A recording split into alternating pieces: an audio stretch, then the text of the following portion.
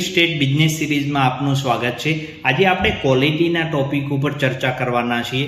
ઘણા સમયથી આપણે વિડીયો બનાવીએ છીએ જેની અંદર આપણે ક્વોલિટીની વાત નથી કરી। ક્વોલિટીમાં તમારે શું ધ્યાન રાખવાનું છે કે ઇલેક્ટ્રિકની અંદર કઈ કંપનીના વાયર છે, સ્વિચીસ છે એ તમારે જોઈ લેવાનું છે। સેનેટરીમાં હાથ ટબ વગેરે બીજું તમારે બધું જોઈ લેવાનું છે કે કઈ કંપનીનું વાપરેલું છે ને એની કેવી ક્વોલિટી છે। પછી ટાઇલ્સની અંદર તમારે જોવાનું છે કઈ કંપનીની છે, સારી ક્વોલિટી હોય તો વધારે સારું।